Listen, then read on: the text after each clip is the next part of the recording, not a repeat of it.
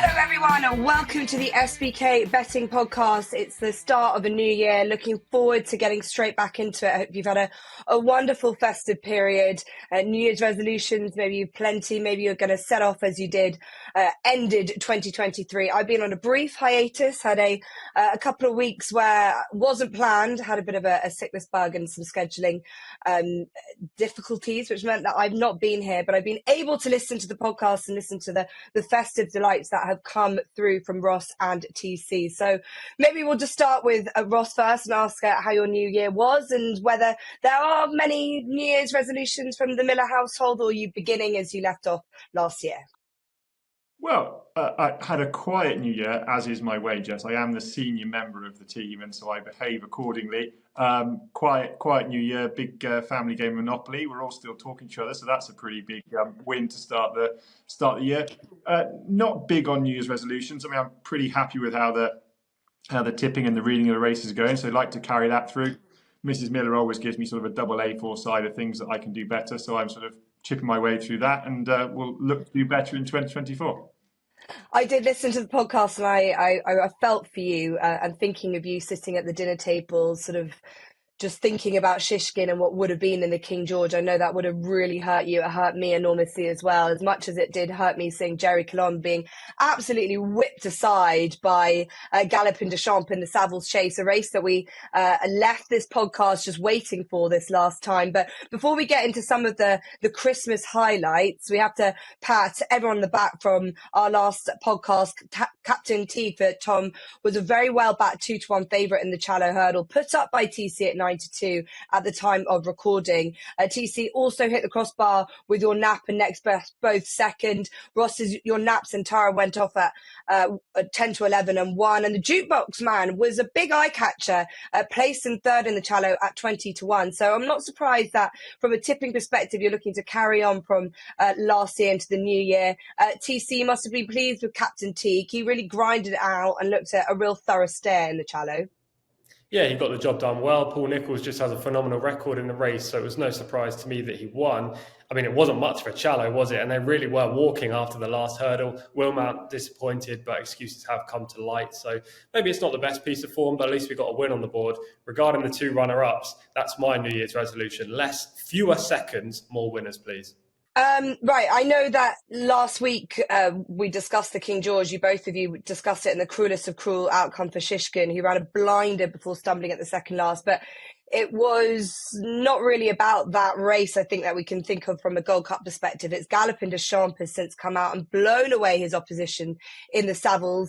There's also been a lot since we last recorded, including racing on New Year's Day at Cheltenham.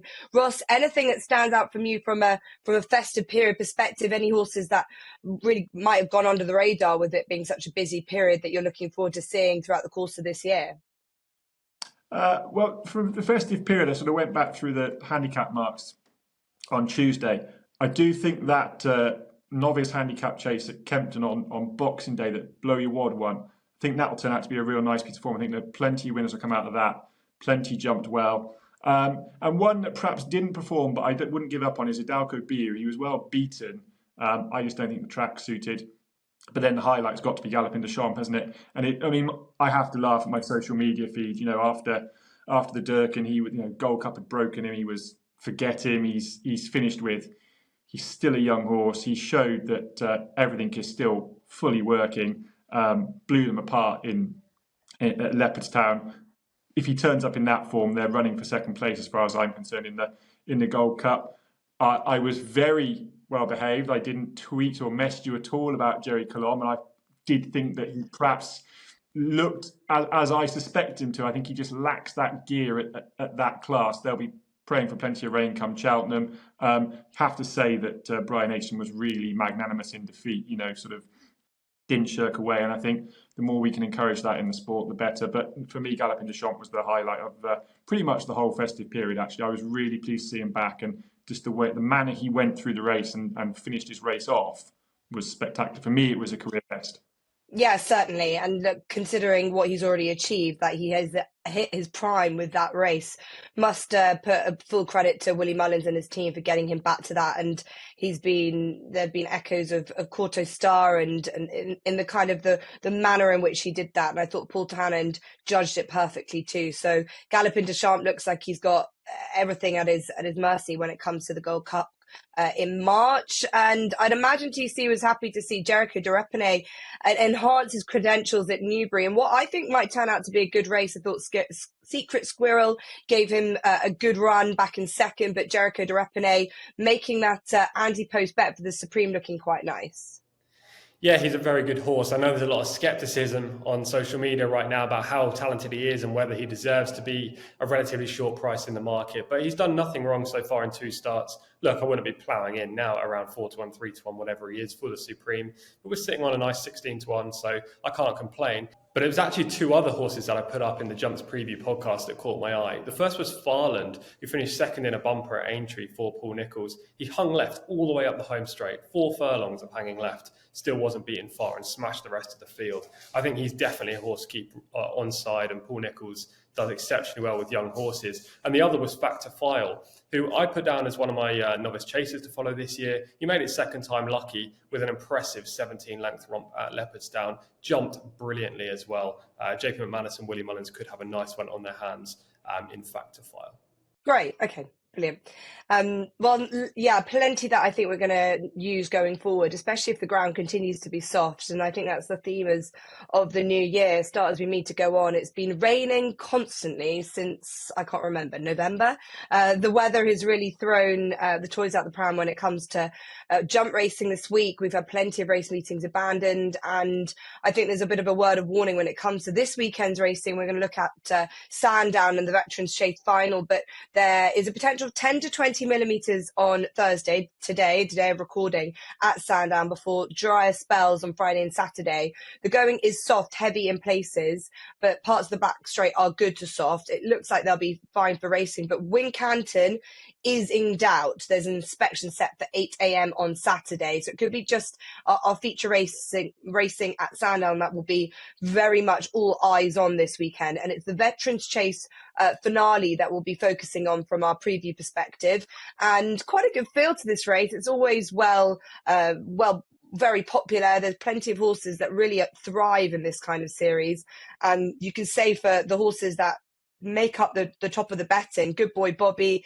Sapage, Thomas Darby, they're all horses coming into this off the back of a victory, and as I said, have been really revived by this. But I think it's a nice series, Ross. It's great to see them really enjoy themselves, and a lot of horses are coming into this off the back of some races not even in this series. I'm thinking of the likes of Celebra Dalen. He's coming into it from the back of a grade 3 run. So you can really sort of throw your options around from a trainer's perspective, and then have a big day in the probably the rain in a race like this. Yeah, from a viewing spectacle, it's brilliant. I'm really excited about it. You go through and pretty much every horse you can stop and think of a really fond memory of when you've seen them run a big race or a gallant race in defeat. In terms of finding selection, it's a nightmare, because the one thing you know is they've pretty much all been targeted at this for about the last 12 months. So I think it is competitive. I think Good Boy Bobby is undoubtedly the understandable favourite. He won leg 7 at Chepstow off a mark of 132. He won leg 9 at Sandown off a mark of 135. They were both on good to soft ground. He's gone up and out to a mark of 139. It's going to make it tougher. He'll like soft ground. I just question whether he's going to want heavy ground. He's only tried it once and he was beaten at odds on. But he's clearly smart, and he's still below his career best form. You know, that was December 21. He won the Roland Merrick off a mark of 146. So I can see the appeal. But 2 lengths behind him in that Roland Merrick back in 21 was Lord de Menil, who was giving him £4. Just has to give him £5 now. But unlike Good Boy Bobby, who I've got concerns over heavy ground, Lord de Menil is going to absolutely love heavy ground. You go back through his form. His best form is at Haydock on desperate ground. He's going to love this. I think he comes here in good heart. Started the season with a bit of a sighter. Having finished last season actually at Cheltenham really well. Finished second over 3 mile 2 on quicker ground than normal. And then his last run at Cheltenham over 2 mile 4, which is thoroughly inadequate. Stayed on hand over fist up the finish just to run Cepage. Got first run him, and Cepage is a 2.5 mile horse, I think. Lord Dominil ran really well, caught the eye. I think this has been the target. Gavin Sheehan jumps on. He's obviously already had good success this season with Fugitive for Richard Hobson. I thought there was plenty to commend Lord Dominil in a competitive race at a decent price.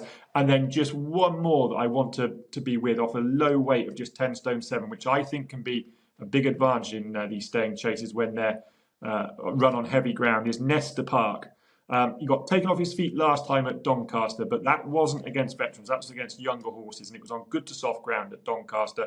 Doncaster does tend to ride a little bit quicker than the official description, I think. But behind that, he stayed on at Aintree behind Celebra Allen on soft ground. Heavy ground is a bit of an unknown, but he doesn't seem to do anything very quickly. I just think he's interesting off a pretty low mark of 132, which is £3 lower than he was at Aintree off. Just a low weight, a dour stayer. I want to be with Nesta Park as well, but if anything wins this, I wouldn't be surprised. Okay, Nesta Park, a horse who's got as many credentials as all of them to be in this race, but you have to have so much admiration for Lord Dominil and Richard Hobson, a horse that possibly not too dissimilar to his stable companion Fugitive, knows how to come second more than he likes to win. But as we saw with Fugitive just recently, that he can get his head in front, and he's down to a rating which suggests that he should be really competitive. Only found Cepage too good for him, but maybe over that intermediate trip and back up to the 3 miles, I think that might just see out and be the reason why Cepage won't be able to back up his victory at Cheltenham last time. You've got to think, good boy Bobby and Sam Twiston-Davies, don't know a partnership better. When he's on board, he just gets the best out of him. But he'll have to defy another high up in the weights. But great to have Two for Gold in here, who makes this easier for everyone with his big racing weight of 12 stone and with a rating of 153. But it's a lot to like about plenty of them, Tom, and I can make a case for plenty as well. It's quite difficult to knock a few off the list. Yeah, exactly. Veterans chases aren't exactly my forte. I'm no Paul Keeley in that regard, but this race has a cracking punting overview, 5-1 the field with SBK. Obviously, with a market like that, you can make a case for plenty. You're not wrong. I could easily put up 6 or 7 on a short list and say this horse could win this race. However, I ended up coming down on Lord Dominil as well as Ross.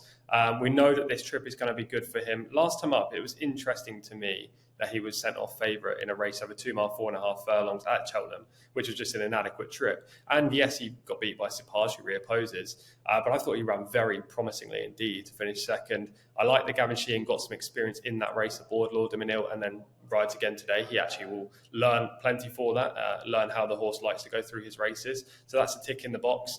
I like that he's now £5 below his last successful mark. And yeah, he might not be the most prolific of horses, but he's around 10-1. I think that's a very fair each-way price. Yeah, Gavin Sheehan, what more can you say about the jockey? He's absolutely flying. There's not a big Saturday that goes past without him in the winner's enclosure. And obviously Richard Hobson restoring his faith in him as well. Obviously gave that win on Fugitive, and a lot of confidence behind Lord Dominil from Ross and now TC. So I wouldn't be surprised if you're all following through with that.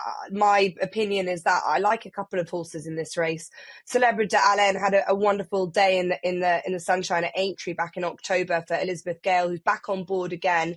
He was fourth behind Chambard at Aintree back at the track that he likes so much in the Beecher Chase, where he just got tired late on. Obviously he's got plenty of stamina, but on very heavy ground on a trip further than 3 miles, I think that just found him out. So back to 3 miles on heavy ground should be just okay. And as I said, Elizabeth Gale taking off that £7, and she's doing extremely well for that claim. Saw her winning at Wincanton on Boxing Day. And the other one I like is Mill Green at a bit of a price.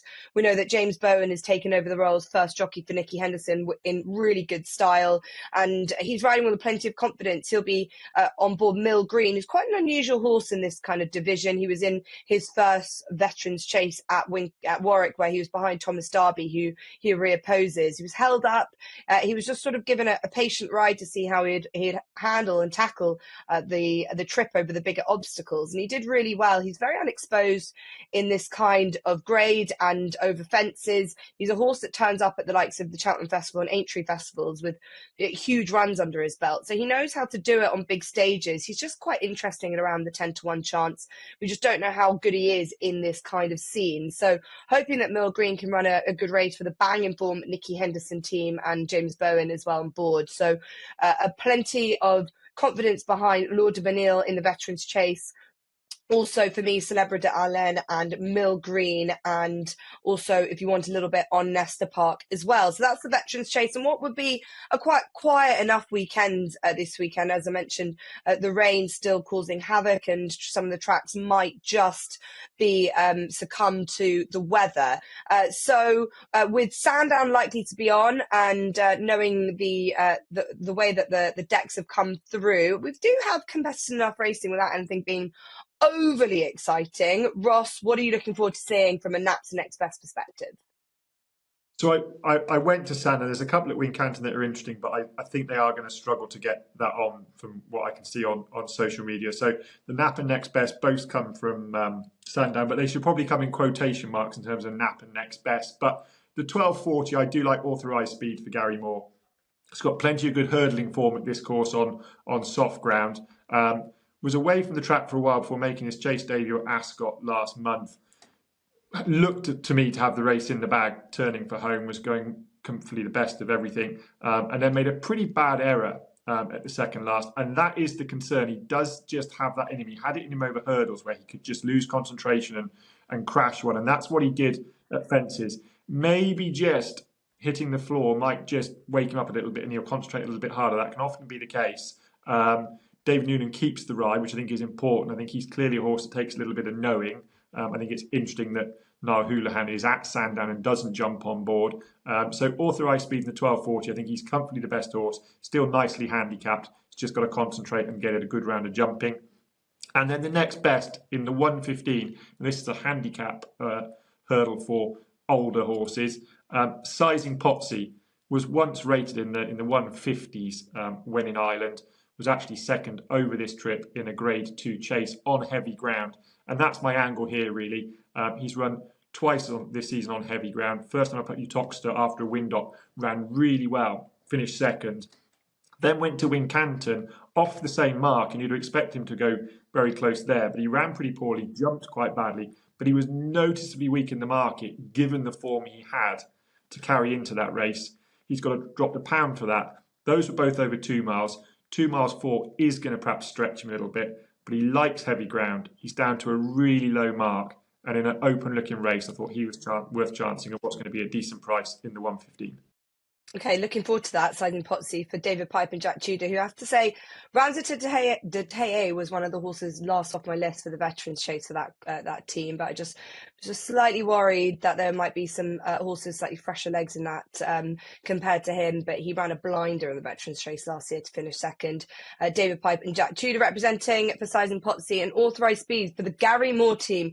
We know how much he loves Sandown. We know how well his yard has been this festive period.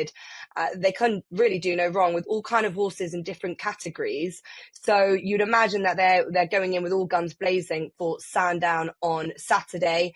Tom, is there anything that you like from their team this weekend to add to Lord de Menil from the Veterans Chase? Exactly that, yes. Gary Moore has a 21% strike rate with hurdlers at Sandown over the last 5 years, and my nap is Hudson de Grugy, who will hopefully enhance that record in the 150 on Saturday. 7-year-old needs testing ground. Gary Moore said that last year when he won a Grade 3 handicap at this track in March. He said the ground is crucial to his case, and last time up he was running over an adequate trip on ground that probably wasn't ideal. First up after wind surgery as well. I just don't think we saw the best Hudson de Grugy that day. Nevertheless, he was only beaten 10 lengths and was staying on powerfully all the way to the line, albeit the camera shot wouldn't be showing that for much of the home straight. Clear signs of encouragement suggest that this could be the day for Hudson de Grugy. He was as big as 8-1 earlier in the week. He's now 3-1 favourite at the time of recording. He steps back to his ideal trip, as I say, and a mark of 1-2-3 is just very appealing. So here's my nap. My next best is the aforementioned Lord de Menil and the Veterans Chase at 3 o'clock. Look, it's just not a very good day of racing on Saturday, I have to admit. I don't even like anything on the weather. That shows how bad it must be. So I'm just going to stick Lord de Menil in this slot here. Look, he's not really a next best, but he's just the only other horse I fancy on the day. Yeah, there is a weather racing this weekend, and also on Sunday as well. First of the Sunday fixtures from the all-weather perspective, and I'm pleased that we've got more confidence behind Gary Moore runners. So Ross has got authorised speed, Tom's got Hudson de Grugy, and I've got Spirit Danu in the final race at Sandown on Saturday. A horse that I think has got an excellent chance in quite a weak-looking handicap hurdle. Langadan is just not really found his form again this season. There's an interesting horse for Paul Nicholls, a newcomer, Sans Brew, but I don't really know where his form lies from a handicap perspective, transferring from France. And then there isn't a huge amount in there outside of it. The likes of Word Has It, just won a 3-runner race last time, and the Churchill lad has to improve from what he did coming into this company. And it was only just a week ago that he was running. So I do think that Spirit Danu has got an excellent chance for Gary Moore and Niall Houlihan to end up what we hope will be a good day for them. And then in the 150, so going against Hudson de Grugy, Georges Chant, he is doubly entered. He's also in at Wincanton for a lesser race than this. But if Wincanton is off, then he'll be going for this 0 to 150. So it's a big ask, a big step up. But he's got the same racing weight as Hudson de Grugy. And he's a horse for Venetia Williams, who's really excelled last 2 runs. He's improving as he continues in the chasing sphere and over this trip as well. He's got to essentially do better in a better class of race. He won a female jockey's handicap chase last time, but he was far too good for all of them. He's a really interesting, exciting recruit. So if he goes to Sandown, he's worth following. But if Wincanton is on, I would follow him there as well. So that is our next best and nap selections for the first episode of 2024. Let's hope we'll continue from where we left off. We've obviously got all of those insights from the horses that really sparked an interest from Ross and TC from the festive period. So take a note of them for as we continue on throughout the rest of the season. Don't forget, all new SBK users get £30 in free bets when you sign up and bet £10 for the first time. Head to SBK for lots of other offers and promotions throughout the weekend. And don't forget to like, subscribe, and rejoin us next week where we'll be back for more. Thank you for joining us.